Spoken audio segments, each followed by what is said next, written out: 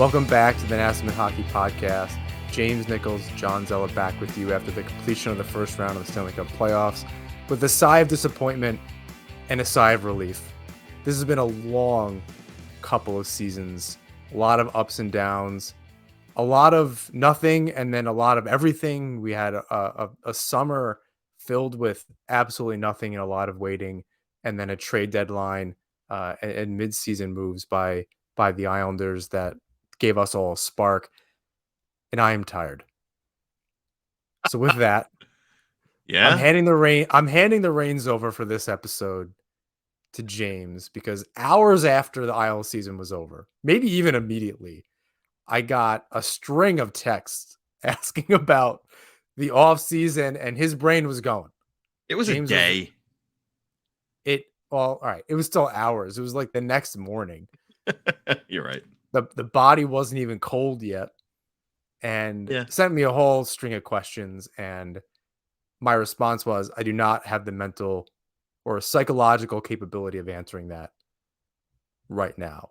I don't know that I really do now, frankly, but we're going to try. And if we're going to try to answer a bunch of questions, we should just definitely do it and record ourselves while we're doing it. So with that, throwing it over to you, Mr. Nichols. Go for it. All right. Well, in my defense, first of all, okay, my ideas stemmed from another team's demise around the NHL, and it was even before the Islanders were eliminated, knowing, okay, things are, heading in the direction they wound up in.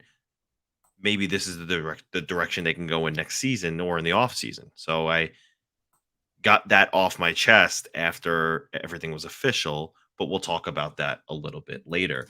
The first thing I want to talk about, let's start with the series. Okay. The Islanders lose to the Hurricanes in game 6. They lost in 6 games. Devastating way to end the season, if you ask me, to Paul Stastny on the goal line. Not the first goal against that Ilya Sorokin has given up on the goal line. That's how those happen, though, in the playoffs. Right. It's always that kind of goal, a little mistake. Very rarely is it like the shorthanded goal, Devils, Rangers. I forget who it was. It McLeod or somebody. The beautiful pass from somebody, Palat, maybe to McLeod, and he has backhand. That's exactly what it was. It's like I watched it like 1,000 times on Twitter today. So it's very rarely something that great, right? It's usually just a spinorama, Tavares against the Leafs against Tampa Bay. It's very rarely something very pretty. So that doesn't surprise me that that's how it ended. Yeah. So and tough way to lose. Ilya Sorokin wasn't outstanding. We'll talk about that as well. But what were your thoughts on game 6, not the series? What was your thoughts on just the game itself, the one where they were eliminated? There's a difference between trying to win and trying not to lose. And the Islanders were trying not to lose. If you went and watched some of these other games and they were going back and forth and teams were up and teams were down, they are not run and gun.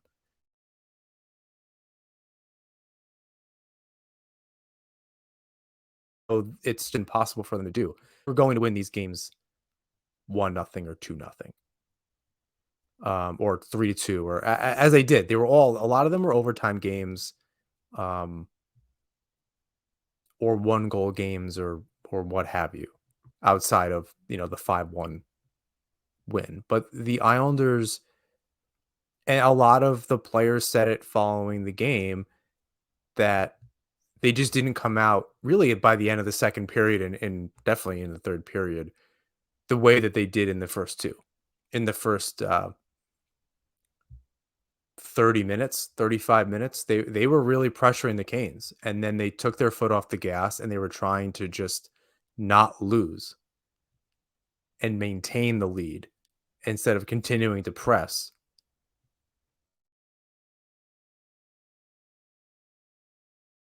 In the third period, and you felt it coming the entire time. There was just nothing positive coming from the Islanders' end, And when they tied the game, I thought that was it. Given how they had played that, the Islanders had played that period, the power play wasn't going to save them out of nowhere.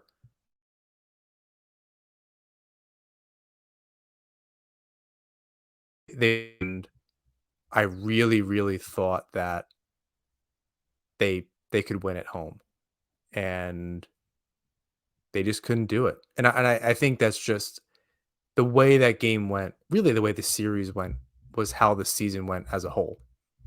I thought that was a pretty good microcosm of how the entire season went, and just a team, a couple pieces short and unable to just put something completely together. Continuing to be inconsistent and disappointing. Like I said in the intro, the season being over was just as much a sigh of relief as it was disappointment.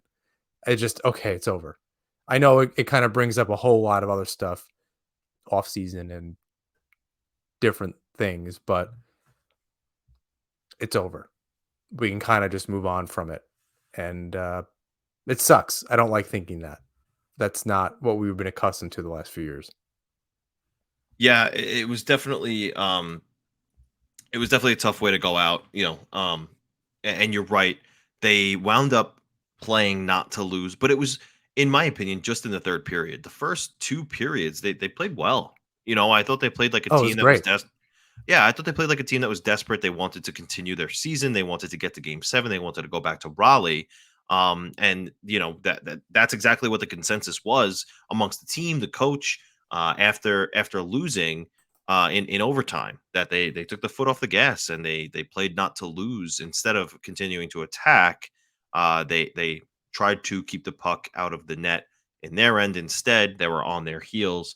And then a fluky goal ends the Islanders season. So tough way to go out.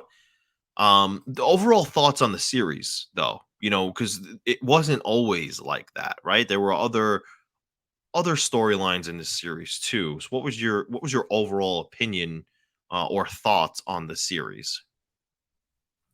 I think the whole thing was, like I said, I think game 6 was a microcosm of the entire thing. They had their moments. They they played against a weaker goalie. So if there was ever an ideal situation, they had a depleted Hurricanes team that they were playing on offense. Um, Definitely not the Hurricanes' ideal goalie in Ronta. They really could have taken it to him, and just the Islanders stars did not show up um, to compete with the. I can't even remember these players now. I'm on the Hurricanes, but they're Nikas, whatever his name is. There's Aegis, Aho, Jarvis. Yeah, it wasn't like they were star-studded and the Islanders didn't, at least on paper, have the players to compete with them. They definitely got some help from the bottom 6 and even the second line putting some pressure on, but the Stars didn't. That was the difference. That was the difference. And that was something all season where, injuries and different things, and I guess you can always point to that, but good teams figure it out. Um, it'll catch up to them in the playoffs at times, but good teams tend to just figure it out as they go. Um, Barzell just never got his footing. Horvat never was able to really turn it on. His play declined as far as production throughout the second half of him being an Islander this season. Um, some of that being just no one really to skate with him like Barzell, and they connected, and it was really hard for him to kind of find a partner or a line that was really working. This the series just wasn't very good. I was never terribly happy outside of, and like I said last week, until the first 30 minutes of game 6, that was the most consistent they had played. They maybe put together 10, 12 minutes of good hockey in that series to that point. Again, they scored 4 goals in 2 minutes, 2:15. That doesn't really say that they played a great hockey game. That says that they scored 4 goals in 2 minutes and that goalie sucks and they just, had their number for a second. Carolina never looked like they were afraid. They out Islandered the Islanders. I said that last week too. Disappointing play, even on defense, from Pelech, Dobson. Pulak had a strong couple of games, and definitely some moments where he's being physical, but um, couldn't really put it together. And Lambert got out coached.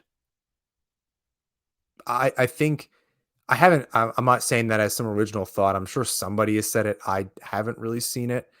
Um, you know, Dobson was replaced by Aho in Game 6 for a power play, and it looked noticeably better. So to not do that until it's do or die, and no, they figured it out in Game 5, which is worth saying. Not the power play, but the win.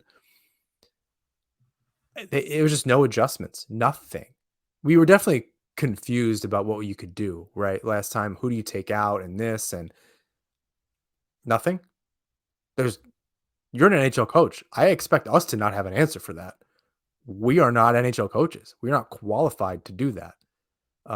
We can comment on it and have an opinion, and sometimes we're right and most of the time we're wrong. But first year coach or not, he's been in the league a long time. No adjustments, nothing. That might even be the biggest takeaway from the series. I'm Yeah, not. I'm we're gonna confused. I know we're going to talk about him, we're but gonna talk about him in a little bit, but yeah, you're right. The Islanders didn't do much of any, if at all, adjusting in that series. They went back to the same well they did over and over again. And we're gonna talk today about who's coming back as far as the expirings, right? I think next week is more of a conversation to let the season digest a little bit more, and we'll talk about who is coming back and what changes need to be made there. But as far as the expirings, right? Who's coming back, right? We'll start with the tippy top, Lou Lamoriello. The rumor is that his contract is set to expire. Knowing the deals that he made at the deadline, knowing what he's done in most recent history, is he coming back? And if so, let me double up on this. If he is coming back, is he the right guy for the job?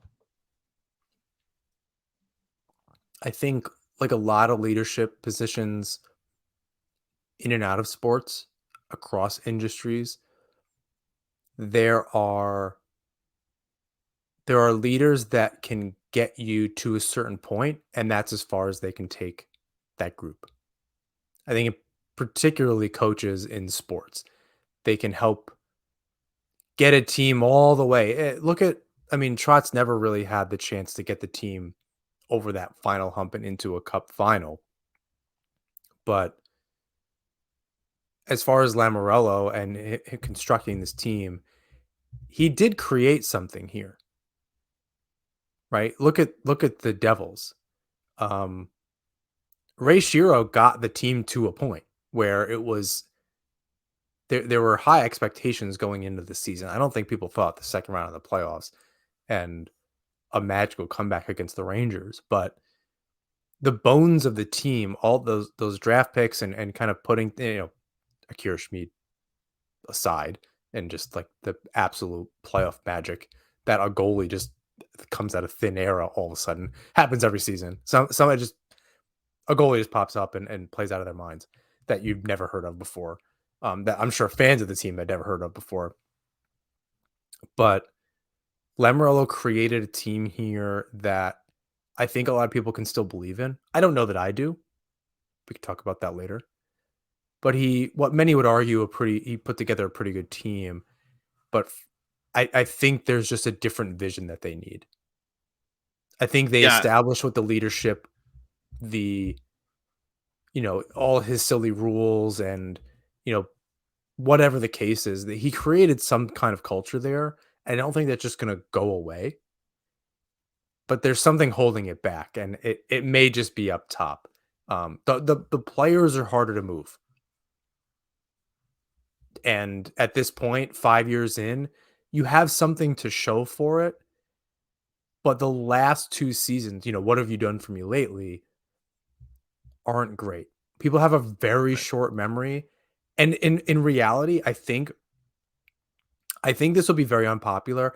I think if if I went back 2 summers and I said this to me, I would be upset at myself. But looking back at the last 2 seasons, excuses aside and injuries and everything, as an Islander fan right now, I am putting a little bit of an asterisk on those runs because it is very clearly different, right? They had a chance to prove even this season that it was different.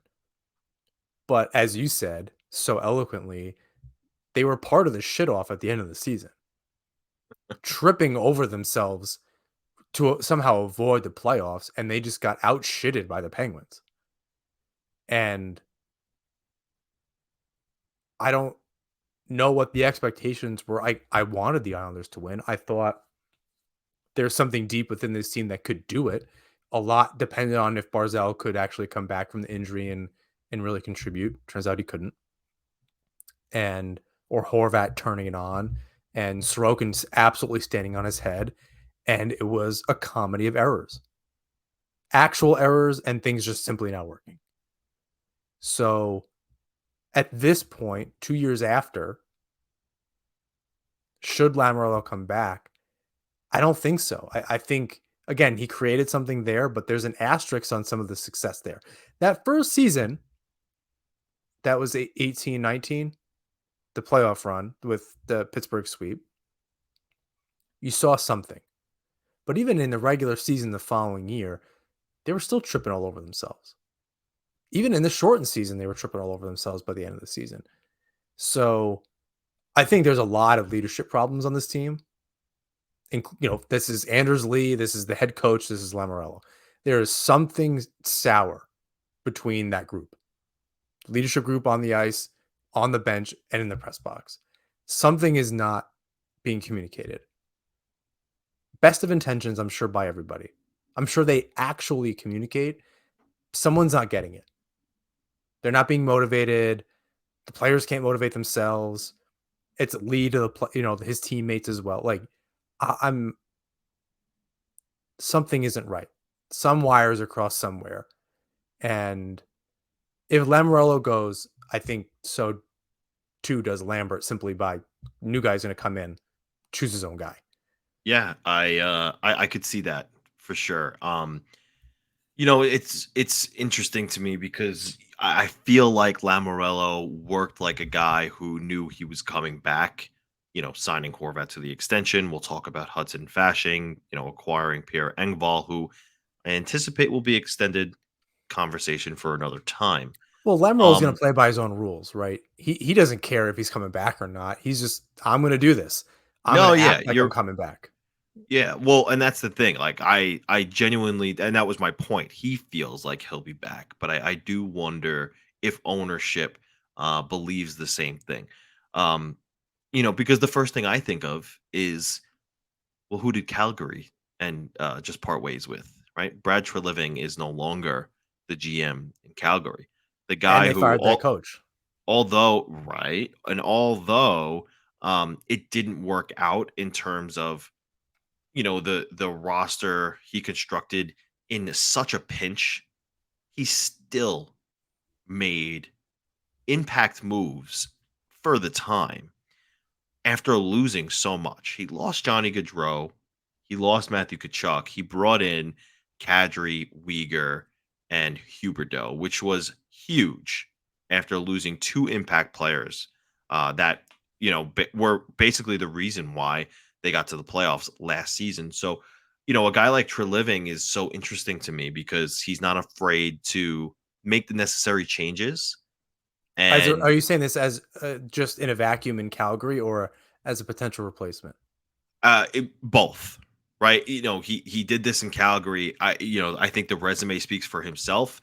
I don't think what happened with the Flames this season was on Treliving. I think he built a really good roster, and I think that the Islanders would benefit from having a guy of the same mindset as Treliving, someone who's not afraid to make these necessary changes. Because the way the roster is constructed right now with all these long-term contracts, obviously Horvat and Barzell aren't going anywhere.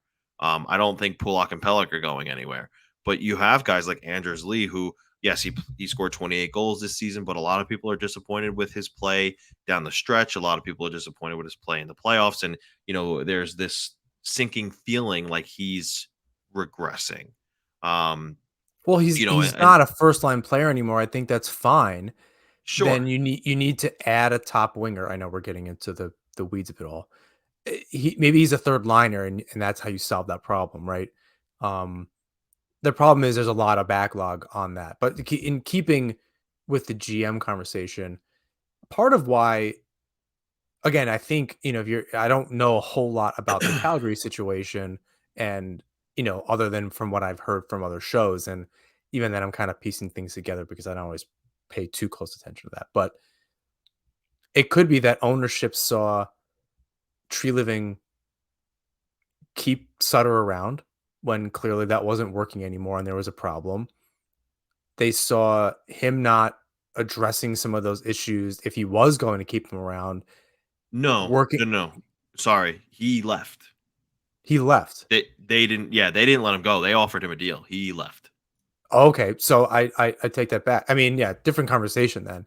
Yeah, I mean, he did what he needed to do. The team, Sutter just um wasn't the right coach there anymore. I think at a time he was clearly, and they did pretty well. Maybe they made it to the second round last year. I can't really remember. Um, he would be interesting. I'm not really there yet. I don't. I'd have to go kind of look at his moves, and other than before last season, and the Flames have kind of been underwhelming for a while. So is that what does that mean for him coming to the island? Kind of working with a Yeah, very similar team. Like, is he actually going to be able to get the team over the hump? What kind of, excuse me, what kind of coach is he going to be able to bring in? Which is, our next question. Um, that's interesting. I'm not really sure what the outcomes would be. It would be a monumental change for the franchise. I'm I'll say this on the other side of things. I'm worried about a post Lemmerlo era. I think going asking Leaf fans and other people in their podcasting and media world what they thought after Lemmerlo left. Even if they thought it was good, there was a moment where they were. I think that they were worried because he just brought so much stability. Um, Bad moves, good moves, and all the rest. But he's just. It's probably time for him to retire. I think at the end of the day, but I don't know. There's a part of me that would be a little worried for him not being with the team anymore. We just kind of got used to a certain way the Islanders go about themselves, and it would be weird to change. But I think a lot like coaching, and maybe why Lambert didn't work, that he wasn't a new enough voice, and maybe from the top down, this team just needs a new voice and a new direction. That's not crazy. It's the same. Look at yeah. Bavilier going. Um, and playing Vancouver. really well Yeah, in Vancouver. It could just be the trade itself, right? I don't think the team really just motivated him, but it's not so much where he went as where he left. And things were just different. The whole thing was different for him from the systems, but even just the organization where you're working, the environment where you're going to work every day is different. And not simply for change's sake either, right? It just wasn't the Islanders where you're kind of under lock and key, and you kind of have to step with everybody at the same time, and that worked for a while. I I just don't think it's working anymore. While I'm worried about Lamoriello ultimately leaving, that might be one way or another. How he leaves, in other words, might be what's best for the team. pivoting to the coach. You mentioned that if Lamorello goes, you feel that Lambert would be a casualty. I tend to agree. But even if he doesn't go, meaning Lamorello, is Lambert gone again? There are definitely available coaches out there, namely, and this isn't me advocating for these people. I am not saying they should be, but you're starting to hear the conversation about Joel Quenneville coming back. You're Oh starting God, to no. hear well, I understand the circumstances. I understand why people wouldn't want that. However, you're starting to hear those murmurs again. So you wonder there. You wonder about a guy like Daryl Sutter, who's a completely different. If you want a new voice, completely different kind of voice behind the bench. There are other candidates out there as well. You do wonder if maybe what Lambert did this season wasn't good enough in the eyes of ownership, wasn't good enough in the eyes of Lamorello, and there are candidates out there. I don't think we have to rehash too much more on Lambert. You said your piece, and I tend to agree. There were definitely some things that he, as a rookie head coach in the NHL, showed that he needs to work on, and we'll see moving forward what happens there.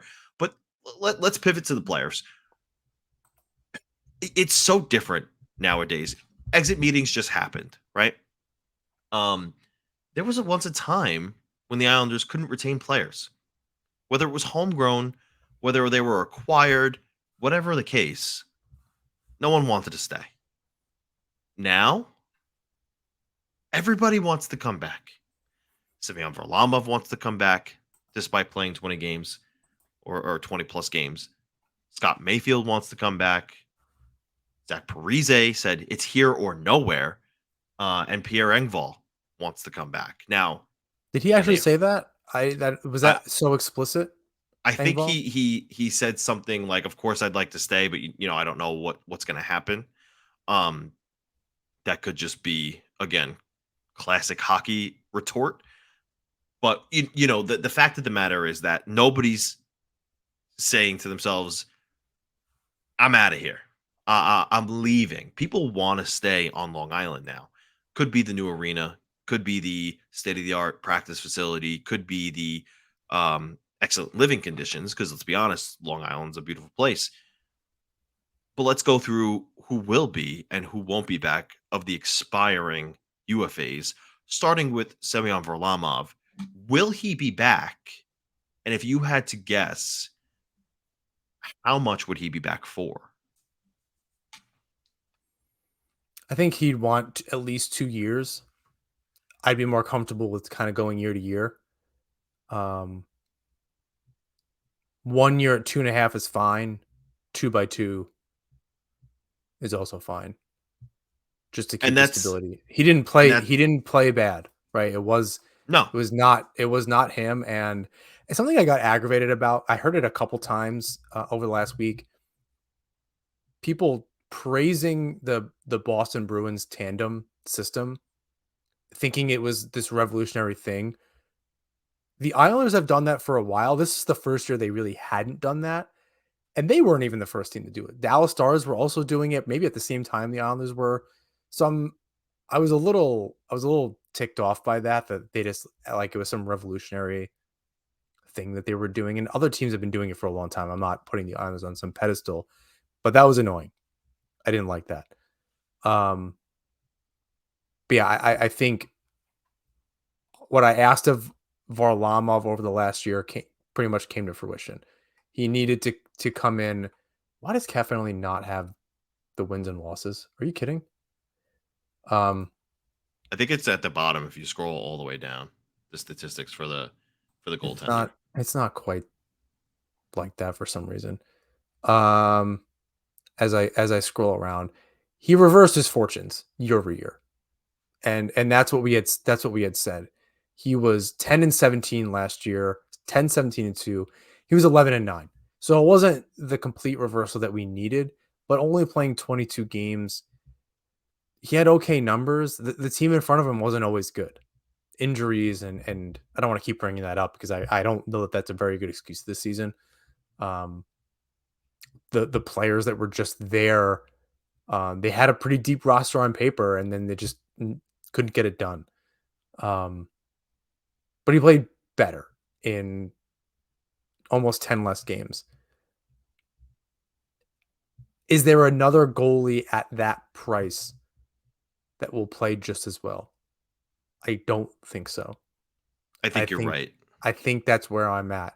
I don't think he's the best option, I'm not sure like what is Fleury making? He has another year on his contract. Do you want to go get Marc-Andre Fleury? I don't know what he's making. Um, does that even make sense? Do you want to put the money on in goaltending when you have a Sorokin who you also need to re-sign after this season, which will be uh, maybe a bigger headache than Tavares? Um, I think certainly more than Barzell for some reason, because if Sorokin's gotten this team in its current state, would just be an absolute nightmare. Um, what do you think on that? Yeah, I tend to agree. I do think that, especially if Lamoriello remains in charge, right? He's a guy who, when he looks at any player that's still playing in the NHL, they're considered young to him because he's 80 years old, and that's something that he's been on the record saying, is that he any player that's in the NHL is still young to him. So, I think that you're spot on with the dollar amounts, the term as well. And the reason why I think that that happens, I think the all parties want that to happen. I think Varlamov wants it to happen. I think the Islanders want it to happen. And I think what's most important here is actually that Ilya Sorokin probably wants it to happen, because in the exit interviews, you heard Varlamov speaking really glowing about how good of a friend he and Ilya Sorokin became. And, they're tight. So I think it's important to Sorokin. I think it's important to Varlamov. And I think in turn, that will work itself out. Um, Scott Mayfield.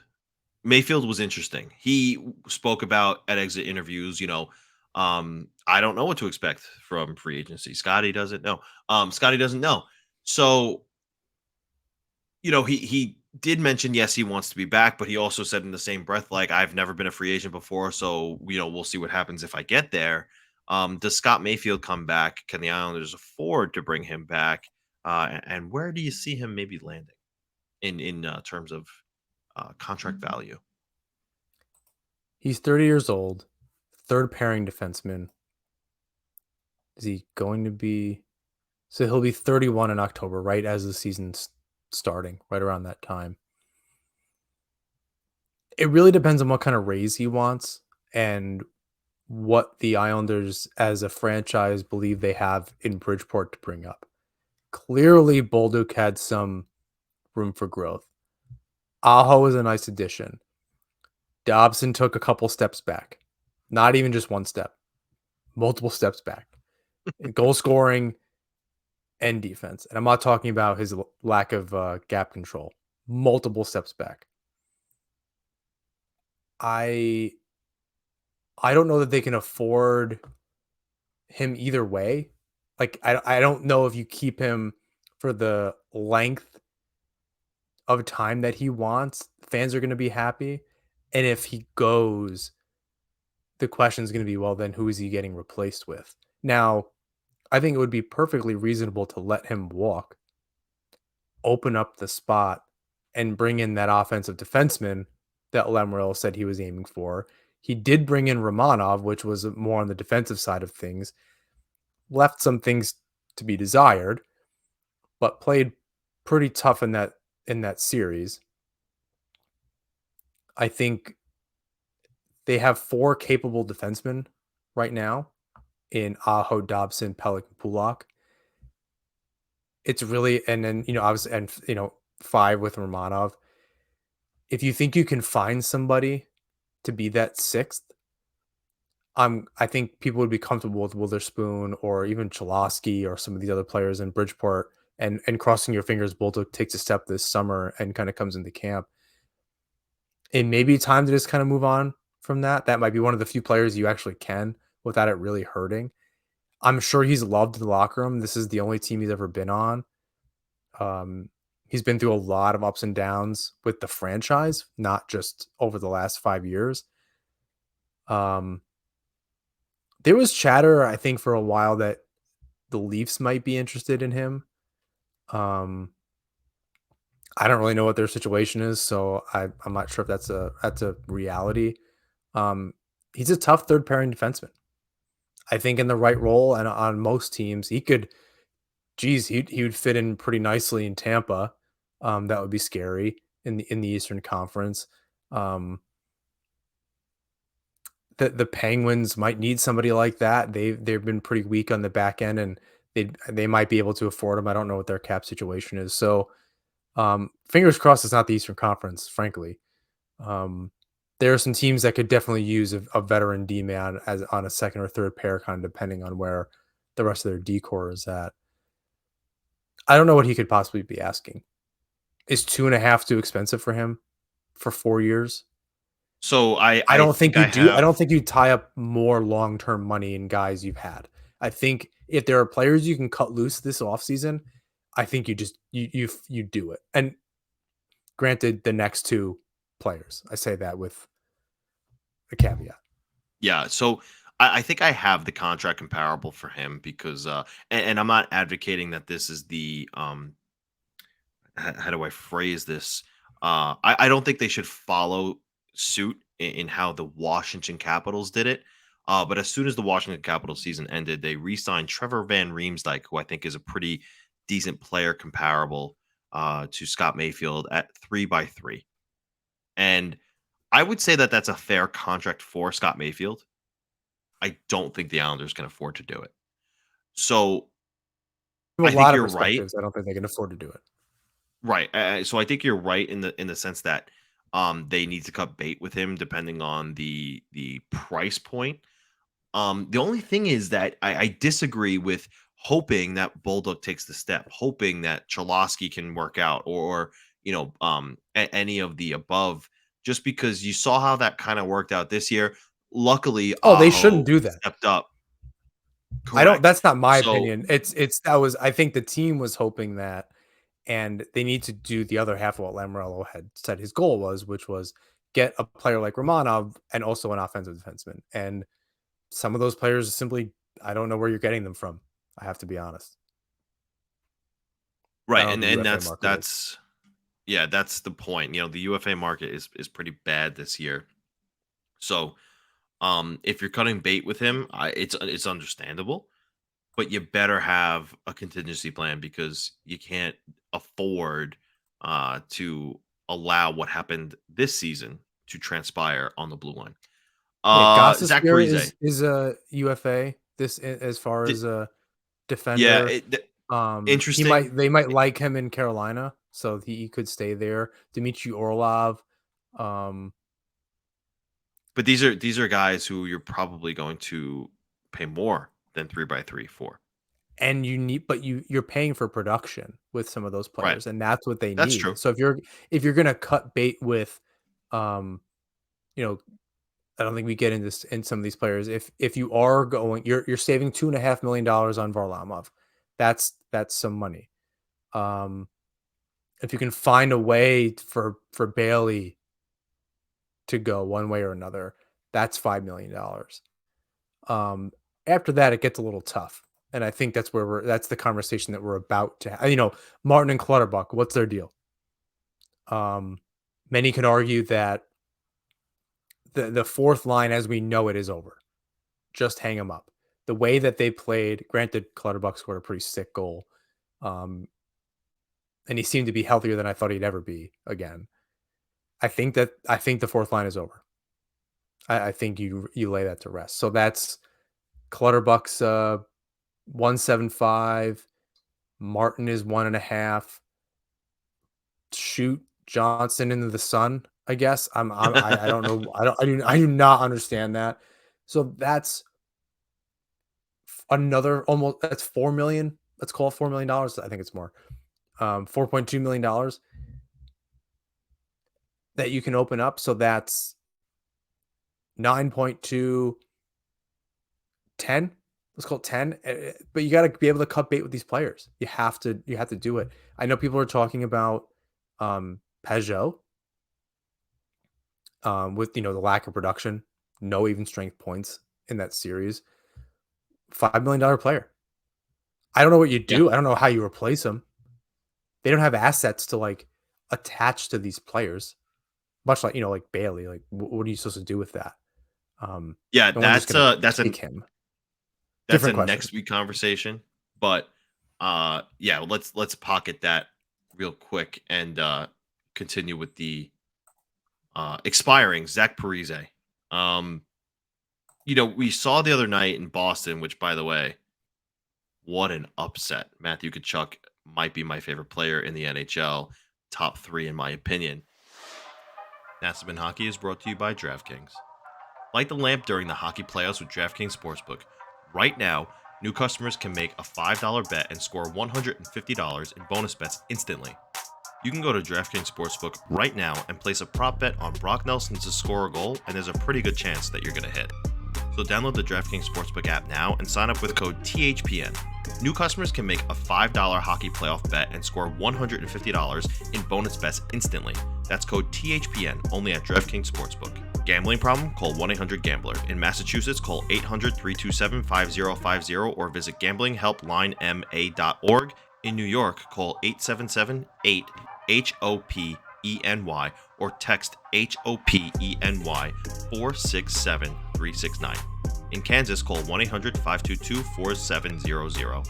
On behalf of Boot Hill Casino and Resort, 21 plus in most eligible states, but age varies by jurisdiction. Eligibility restrictions apply. See show notes for offer details. See DraftKings.com/sportsbook for details and state-specific responsible gambling resources. Nassau Hockey is also brought to you by Raycon. Let's face it, with coffee starting at $5, yes, even without any customizations, and our bank accounts somehow always depleting, we're officially entering a dupe session. Most products do the same thing, but they're priced differently solely based on the brand name. So a good duplicate, or dupe, is crucial for getting the highest quality at the best price.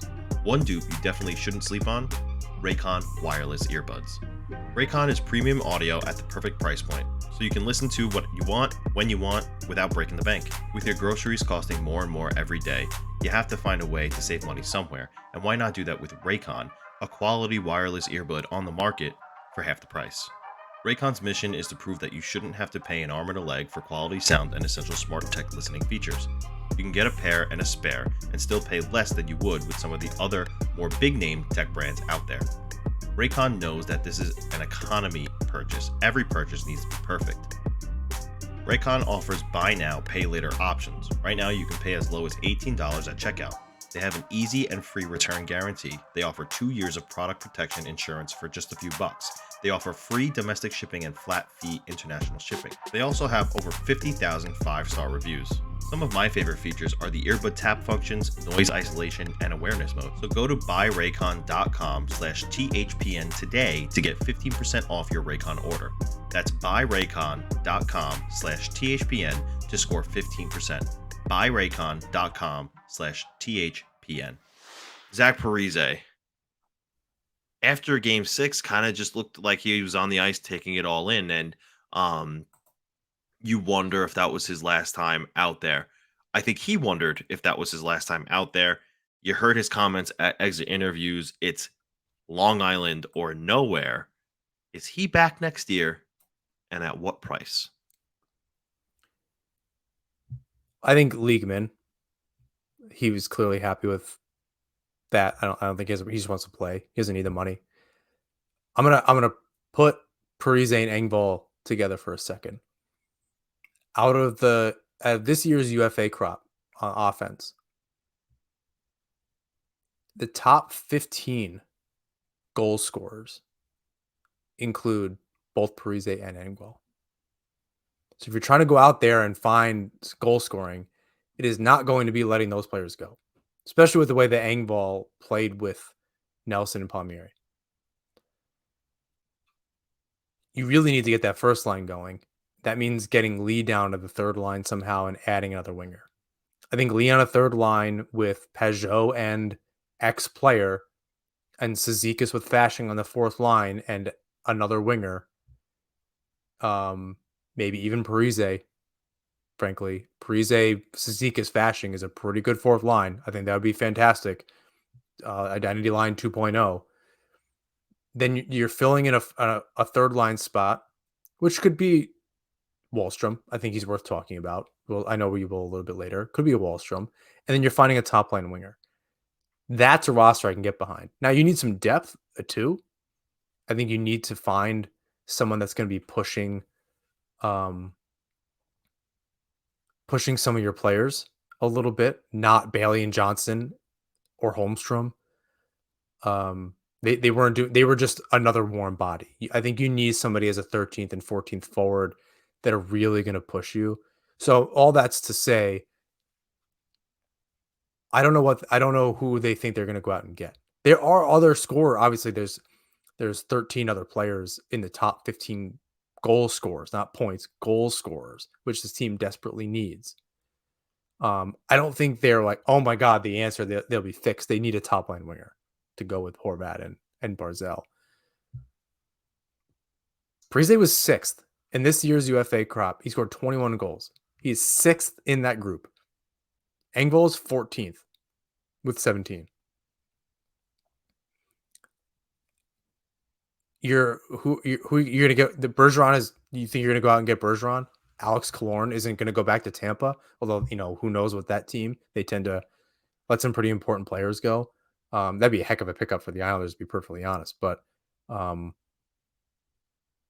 are you gonna get? There's some options. There's some older players. I don't know. Those guys just played so well for you, so that's why I'm looping them together for a second. I think you bring back Parise for the fourth line, bottom six, whatever, a league min. Just go year by year. If he goes through next year and he's got really banged up for some reason, that could be it. It'd be really disappointing to go out like that. But scoring 21 goals in a bottom six role. I don't know how you don't bring that back at league min. That is not your problem. It's the core. It's not going to be an Engvall, Parise, hell, even a Mayfield. It is the fact that Pulak and Pelech sucked and Dobson sucked. Yeah. It's that Barzell and Horvat sucked and Lee and Nelson showed up here and there. Nelson and Palmieri are probably the more consistent and Engvall in the playoffs. But it's your core guys didn't show up. It has nothing to do with that. If the fringe guys aren't working, it's because the core isn't working. You've seen that on other teams for a long time. Yeah. So it's bringing these players back wouldn't even be the problem. No, you're right, and that's well stated. That the reason why the Islanders failed, we say all the time, top six win you championships, top six wins you games, bottom sixes win you championships. Well, the bottom six can't win you championships if the top six isn't contributing, and that's exactly what happened. With the caveat that three or half of the top six contributed, right? That the second line of Nelson, Engvall, and Palmieri was fantastic. They played well. I don't know if they didn't. I want to go back. In terms of the rest of the offensive roster, they were fantastic. But again, Lee Engvall Barzell had 2 points in the series. Palmieri and Nelson were fine. Yes, the line as a whole. Line as a whole. I can understand. I can understand that. They definitely played well, but that first line's got to show up. That was the difference. Yeah. Carolina just didn't have it. And no, I hear you. The Islanders were just, they didn't even play down. They didn't even show up most of that series. And then we're going back to the beginning. Like the more I think about it, this is why I just wasn't thinking about it the last, however many days, just because it was just so disappointing. It was,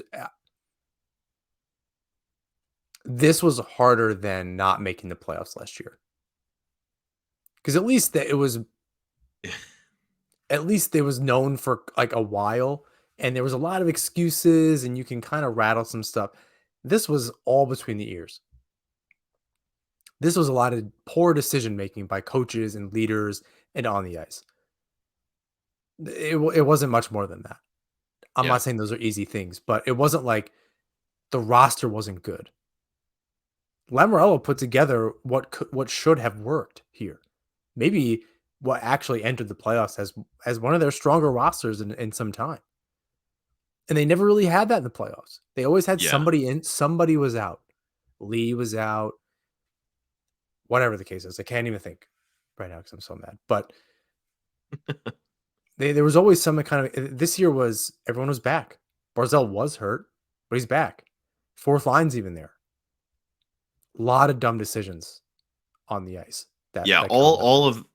all of this in a long-winded way to say that yes, we do think Zach Parise comes back at league min, the same contract, but ultimately that's up to him. You know, I don't think that there's any contemplation going on Lamoriello's end. 21 goals for 750K. It's quite literally a no-brainer to bring him back if he wants to be back. He doesn't look like his motor's slowing down. So, No, um, not at all. yeah, if he wants to be back, I do believe he'll be back. Pierre Engvall, you kind of alluded to it. Depends on the price. I think he worked his way um, into the conversation of being a top six forward. You know, so you wonder how much that's going to cost you. You know, is it going to be for like a 4 year, $4 million deal type thing? Was the A million sample and a size half, enough? $1.5 million raise. I don't Yeah, think that's. I don't think that's crazy. You have to yeah, find the main objective is to get the money off the books somehow. Before you're thinking about adding necessarily, I think you find a Josh way. Bailey. If it's right, it's Bailey, it's Clutterbuck, it's Martin. Frankly, that's quite a bit of money. Come and then Varlamov at half price or something, or 60%. Um, if it's Lamoriello, if Lamoriello makes the deal, I could see Engvall coming back at 3.5. I think Lamoriello might work him down. Yeah, Off the island, I think it's different. I want to see. Oh, so this was a 1 year deal signed by Kyle Dubas. And then the previous contracts, I thought maybe Lamoriello had signed him, but he's too young for that. He's only 26,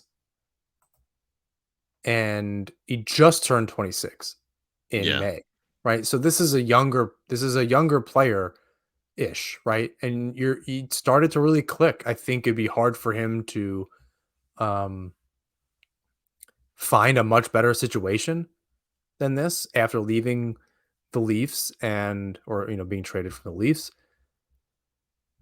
I don't know, 3.25 that would by be very four Lamoriello by four of him to by do. by 4 years.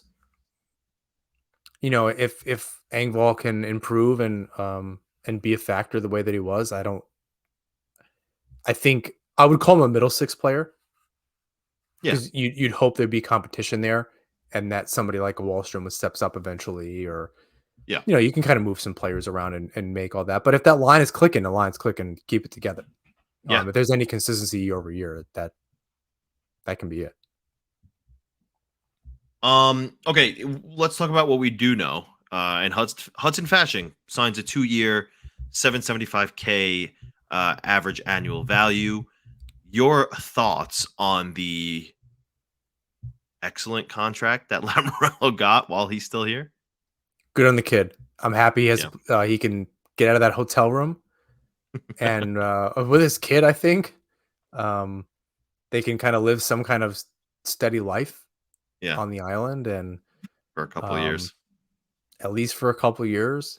And he he played his ass off. Yeah, He and deserves it. you said it well earlier. You know, part of that hopefully new look fourth line, right? Who knows what's going to happen with Clutterbuck? You know, one month he looks like he's that SpongeBob character who's covered head to toe in casts. The next month he's Cal Clutterbuck throwing his body around out there. Look, Matt Martin had a great season. I can't even front. He played well. He kind of looked like his former self. Is it sustainable? I don't know. Is he a good option for 13? Yeah. Yeah. Well, we'll keep him for 13. Same goes for Clutterbuck. So you wonder what's going to happen to the fourth line. But either way, look, let's say Parise comes back at the same price. We already know Hudson Fashion's here at 775. You have a high energy bottom six for pennies. It's a great deal. Yeah, Cizikas is Lamoriello, at 2.5, and he was fine. yeah. And So on a so line Lem like that, they might even score some goals. The yeah, three of them. exactly. So you would love to see Parise and Fashing make up 2/3 of that fourth line. You would get that Martin Cizikas Clutterbuck feeling again from like 2012. So um great contract for Hudson Fashing. Good for the kid. He definitely earned it, especially because anywhere he played in the lineup, anywhere, he was effective. Even the first line. Now, is he a first line player? No, but he was effective. And it's just good to have guys like that on the roster, guys who can be that spark when you need it. I'll say this about him. I hope that he gets a little more efficient this summer. He's a guy that you could Yeah, tell he's trying very hard, he's and you crash and I bang. he's crash and bang. I'm not talking about gaining finesse, but he is out there stomping and hollering all over the ice. He skates like And he hates the ice. oh my, like he is in a fight with it on a daily basis. That's 100% right. And yeah, he hates his skates something. He is like I think he needs to work on his skating a little bit and be a little more fluid. I think take some lessons from a Zach Parise, who's out there who also tries really hard, but he's quick.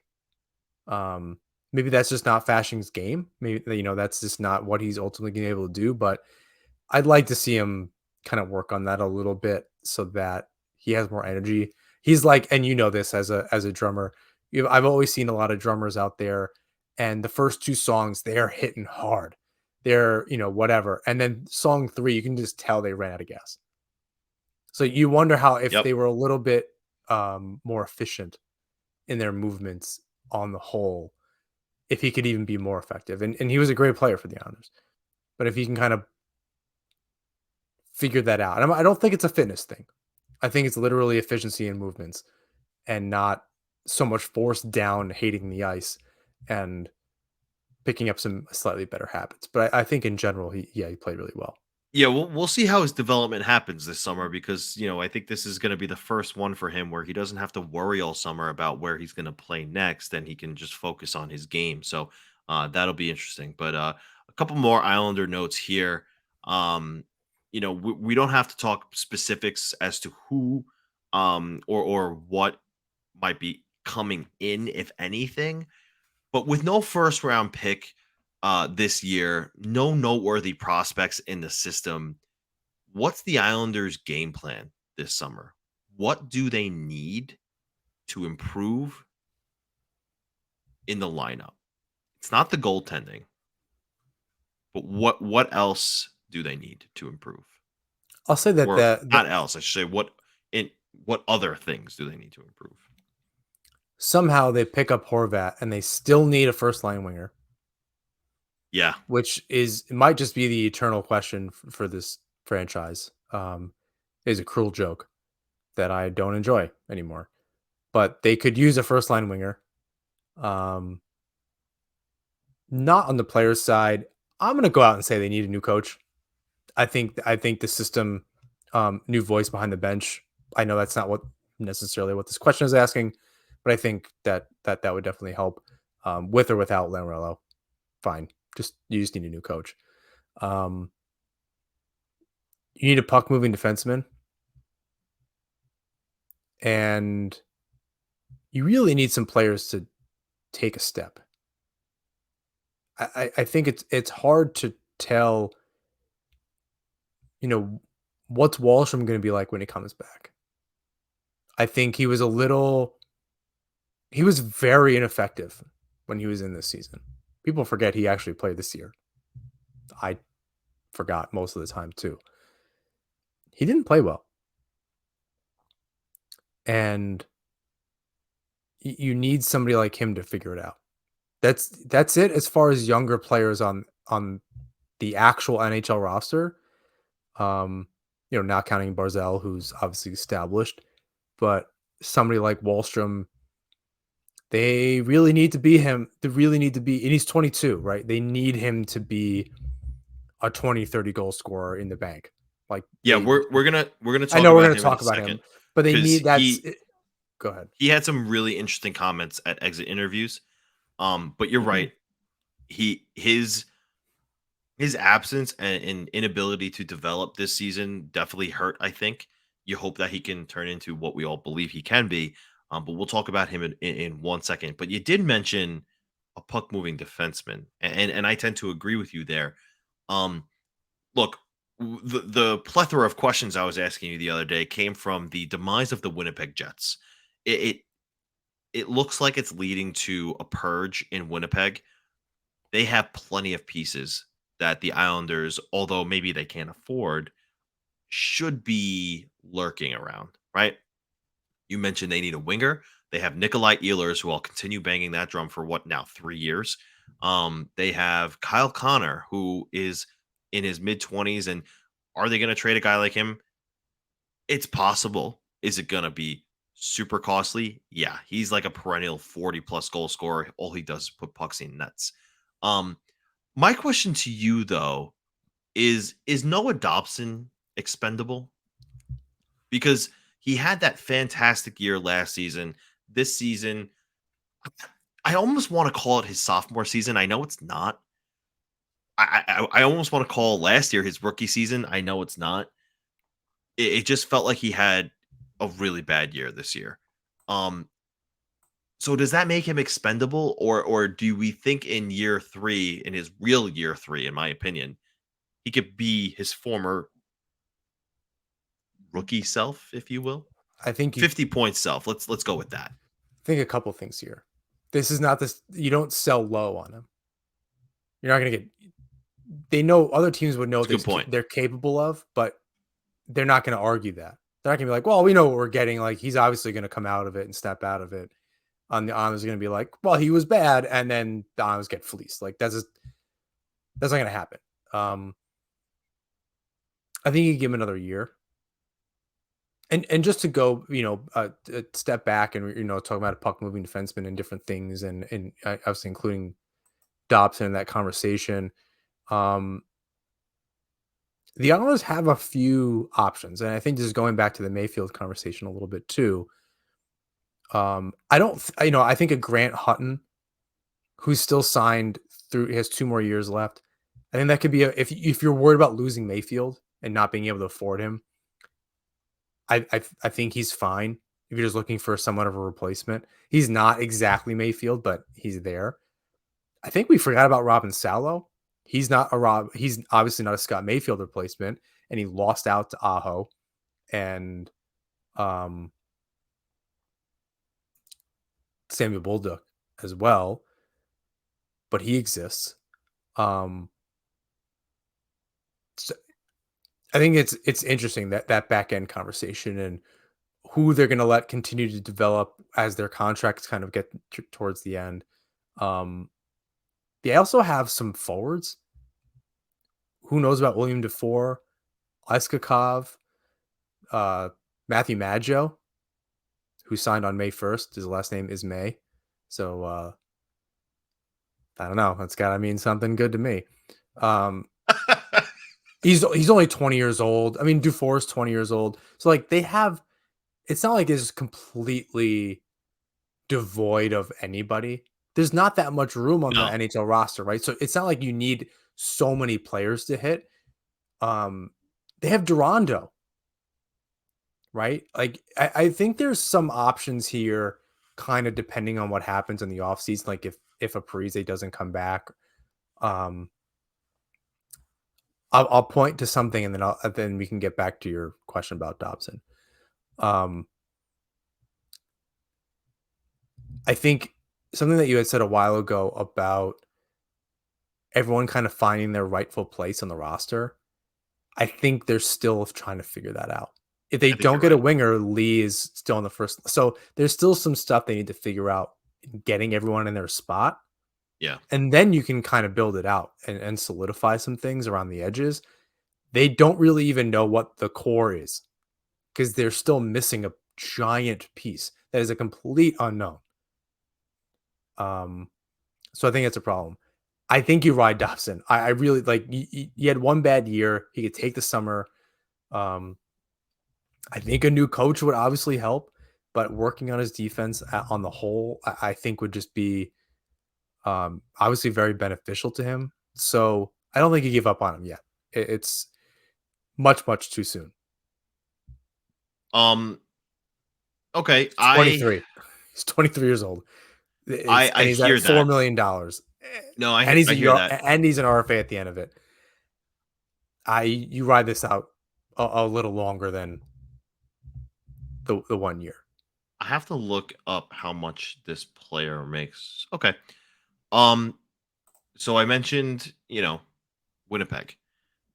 I do think that there is a rebuild inbound there. I know they just signed this player, Josh Morrissey.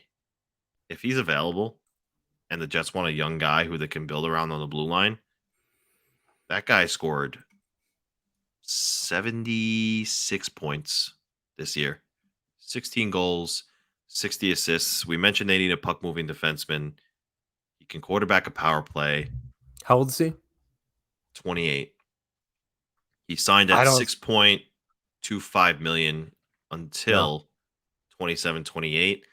I don't know, man. I think 76 points. yeah, but unless the Islanders get a new coach, that's irrelevant. Unless they change the system, it's irrelevant.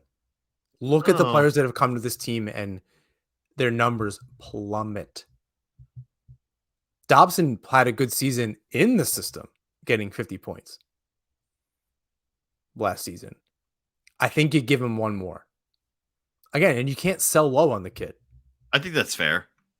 I just don't think this is the time. Talk to I me think next it's season. I think it's fair to say you give Dobson one more shot.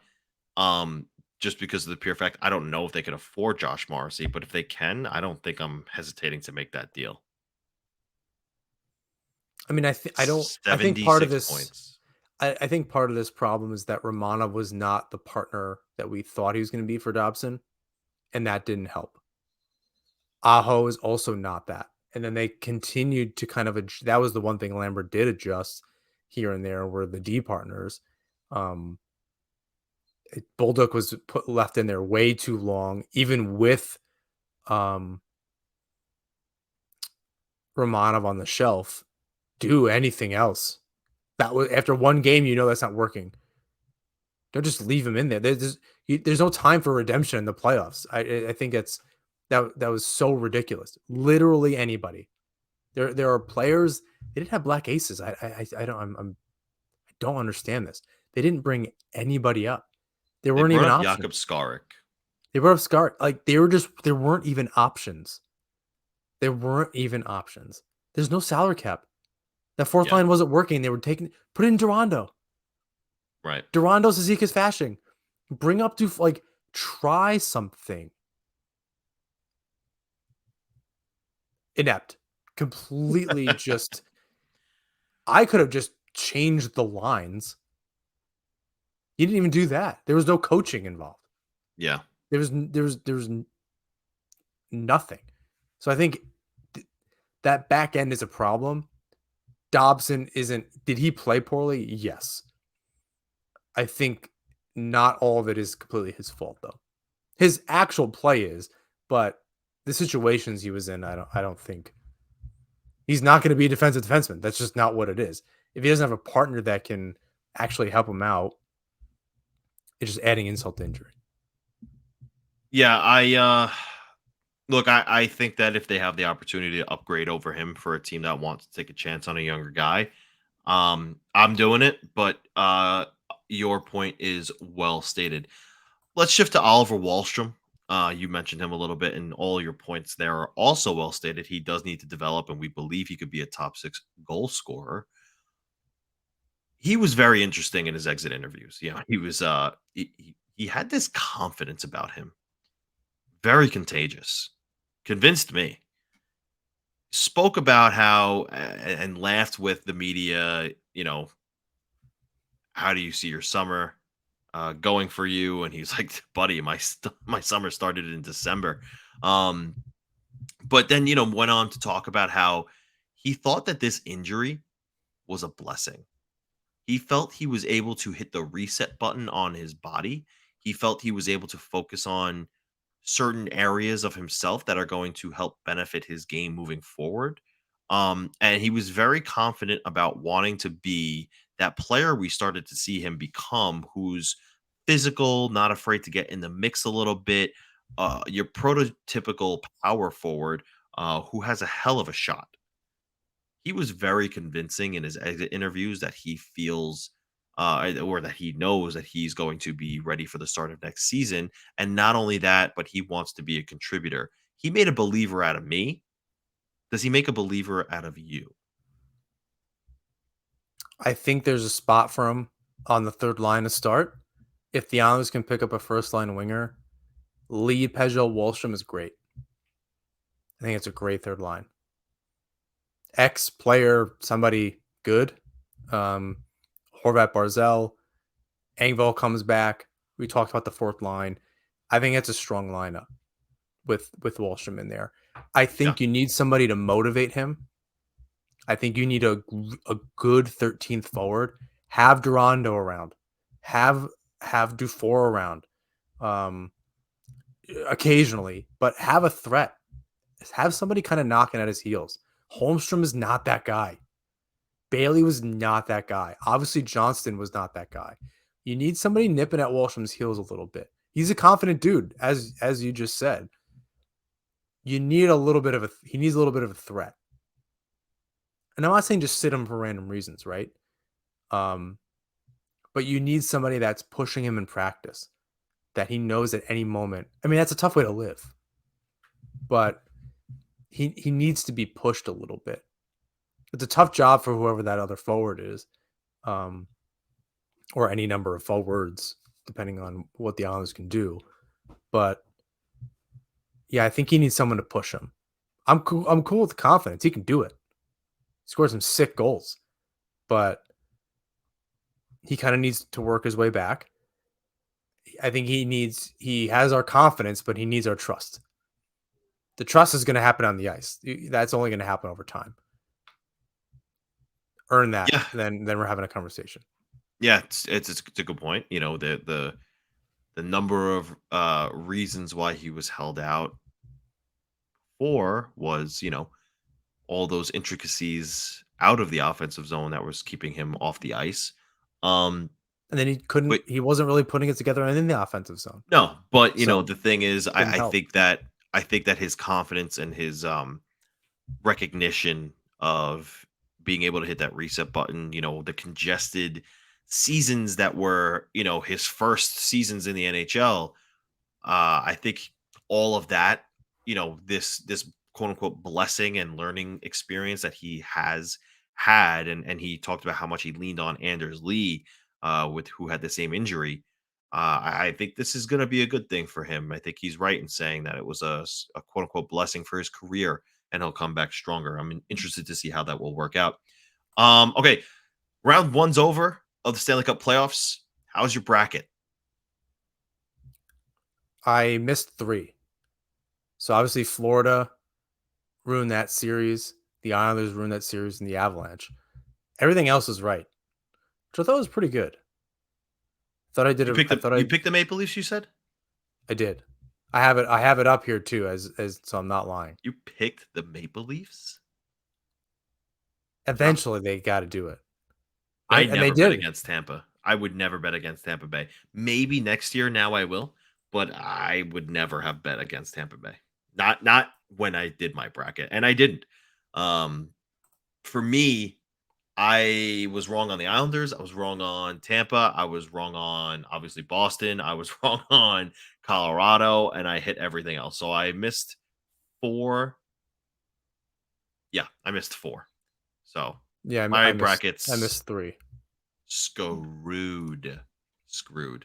How do you feel about the way the NHL is handling the playoffs? Bracketing versus seeding and reseeding 1 through 8. The conversation before the playoffs was that it needs to change, but I don't 100%. know. Like right now, you say that, but dude, that first round was incredible. I'm not saying the first round. It's after that where the Devils in particular, the other team that you cover, they play the Hurricanes now. They were the second, or they're the the Devils were right behind them in the standings, just in the points, right? They were the third team in the conference. No, yeah, I Yes. think they were above the league. Yeah, They so were actually in second and third in the NHL. okay, so the Devils have to play the Hurricanes in the second round instead of the Panthers. That seems a little crazy. I mean, like it is not any better for the Leafs, I guess, who would have to play the Hurricanes. Um, and I think that would be a really good series. Um, but if I'm the Devils, I'm not happy about that. I don't like how that is. I'd rather them reseed every single time. And like they should at least have home ice. They don't even have home Yeah. ice. Yeah, that's true. Like it's That's a good so point. some of this stuff is a little. I think the same conversation it would happen the other way if they did reseed it, and the Hurricanes played the Leafs. That would be a conversation. Like if I don't remember who had more points, but I actually Hurricanes. I think the Leafs were second in the division. They earned home ice, and they don't like. I think anybody can have an argument about anyway, but I think reseeding it is probably the way to go. Um, yeah, I don't love the bracket. That's a weird thing. I think it's easier. You just put everyone there, and that's just kind of the way that it shakes out, and you don't have to think too much about it. You can kind of predict certain things, and there's no Right. reseeding and who you could play. It's pretty predictable. Whatever your path might be. There's a lot less options potentially. Not a math guy. Don't really know how probability works, but um, yeah, I think I'd rather see that, frankly. Well, the one thing we do know is Gary Bettman is on the record recently saying everything's great. Everyone loves this. It's not going to They change. won. You know, they won an award for the board ads. What? They They did? yeah, and multiple times in the Honor Series, players disappeared in the boards. They won an award for that. There's no problem with it though. That's Fans like se- it. It's not a big deal. seems The like a ref, fake the award. officiating is great. No problem. Not Yeah. one complaint from here. Um, Tons of transparency. Yeah, this is a great league. That's definitely not a joke. Sometimes Um lots of things to that you wonder if they're going to change as soon as not a next chance. season. As soon as next season, there's going to be questions about which Frank Saravalli I think is banging that drum. Did you see the Timo Meyer hit last night? Oh Uh, God, the Scott Stevens. listen, yeah, listen. Textbook by textbook definition, it's clean hit. However, I think people are tired of seeing players' brains getting mangled like that. Fortunately, I think he is going to be okay. I don't think he'll miss any time. I think this Saw is him one of in those things. It's kind of like, oh, it's a textbook hit. Yeah, but the textbook is from 50 years ago. yes, and that's We what I don't. was going to say. Yeah, we don't teach it like that anymore. Yeah. An actual teacher. You would like someone just handing you a textbook from the 60s. You're like, yeah, I get that it says it here, but we know better now. This isn't Genocide what we do. happened, but I'm not advocating it should happen again. Right. Yeah. You're just, segregation. Like, oh, that's just the way that it is. And that's the world we live in is like, Right. nope, wrong then, wrong now. Not what we should be teaching. Yeah. I think it's So the same thing here. I do wonder if there's going to be a conversation on a number of things this summer amongst the GMs and such as far as things like that changing around the league. Because although clean, we might have to protect our players a little bit more so that their post playing lives are a lot better. I think big Uh, hits are fun. That didn't, he was going into like three or four people. It just seemed like a predatory thing and not just, he snuck up on him off the bench. I didn't like that. That's the Kale McCarr thing I didn't like. The Jordan Eberle thing I didn't like. They're both not a penalty during the game and a minor, but also a suspension, and they reviewed it. It's not even left hand and the right hand don't really know what's going on. This is different body parts on different species. Like nothing is in concert at all. Seems like it's very in the moment. And there was a very funny, I don't think I'll be able to find it very quickly, but it was so funny about the officiating and kind of defending it. It was, oh man, I'll try to tweet it from the NHP account if I could find it, but oh You'll my have to God. send it to me. Oh yeah, I'll definitely send it to you too. It was just going off on, it was like a fake athletic article about this. Oh, actually, I found it. Everyone hates NHL playoff officiating, but here's why it's the way that it is. Um, a good series is a balanced series, says George Peros, decked out in his personal clothing brand. I'll fucking kill you, you wimp.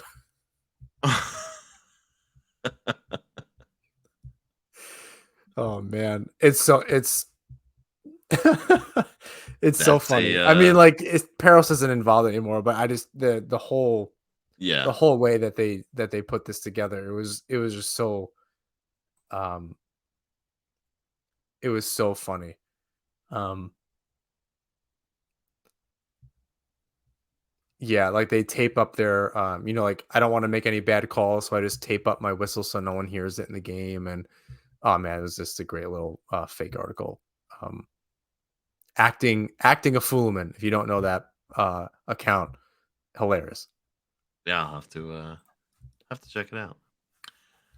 Let's wrap up the show with a Twitter question from longtime listener John Filippelli, who asks, "Can Ilya Sorokin bring the team to another level?" I'll let you start.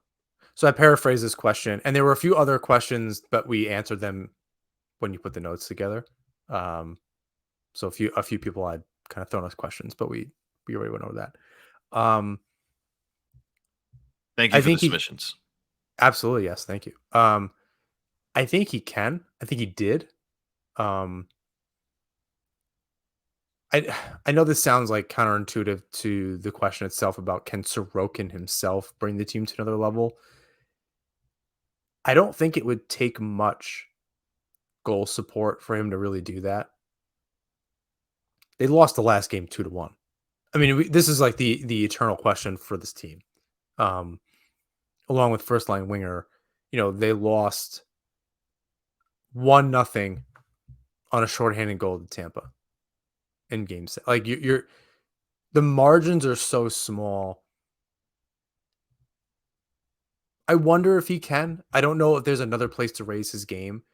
Um, I know that he wasn't himself in that round, in that first round, and it may have just been first full season as kind of like 1A guy, and it finally caught up to him a little bit.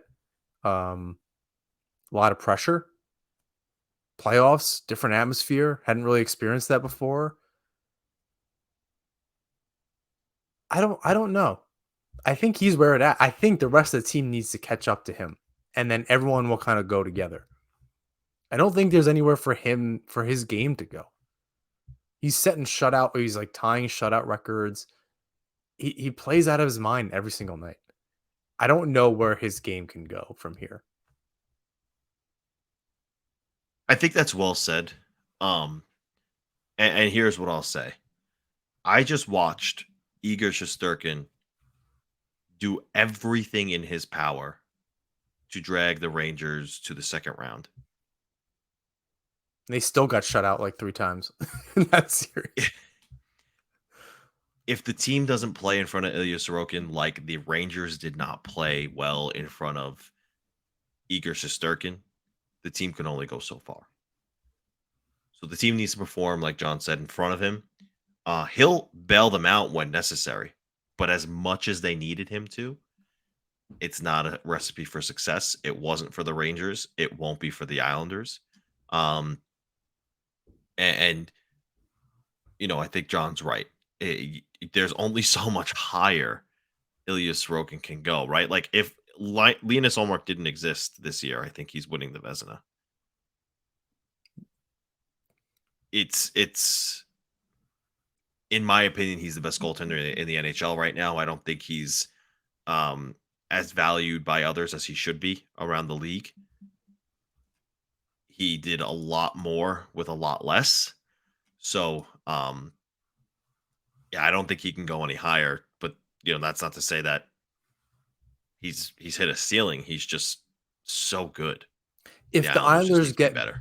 if the Islanders get better in front of him, it will not be because and Sorokin's numbers are better. It will not be because Sorokin got better. The team in front of him got better. That's been the problem for Islanders goaltenders. The Yeah. team is only as good. The goaltenders' numbers and wins and all that kind of stuff is only as good as the team in front of them. And Sorokin plays out of his mind, and he still puts up crazy good numbers for a team that was, yes, they made the playoffs at 93 points, but they're a middling team. They had some terrible moments this season, and they were about a heartbeat away from not making the playoffs. They did not make the playoffs by their own effort. They were placed into it just by the sheer lack of effort and professionalism by the Penguins, and just kind of being able to beat the Blackhawks, and then they lose to Columbus. Yeah, so Sorokin's numbers get better. I don't think it's because he raised his game. I think it's because the Islanders as a team got better. I think that's the long and short of it. Yep. Matthew Tkachuk just scored 2-0 Florida Panthers over the Toronto Maple Leafs. Hope you didn't pick him in round 2. Well, I don't have anyone around. I have to redo my whole bracket, but True. I don't know. I'll also say this really quickly. This McDavid Eichel second round matchup is exciting. Love to see that. True. In Vegas Oilers. I think that's awesome for hockey. Yeah. Yeah. Love it. Couple really good matchups going around the second round of the NHL playoffs. Exciting times for sure. John, take it away, man. Please rate, review, and subscribe wherever you listen to or watch the show. You can follow us on Twitter, Instagram, and YouTube at Nesman Hockey. You can find James Burke at the fourth period and check out Isles Fix, an excellent curated Islanders newsletter. Back to you to wrap us up. We're just throwing it back like professional radio hosts or something. Like the Rangers, except they couldn't score. Until next time, let's go Islanders.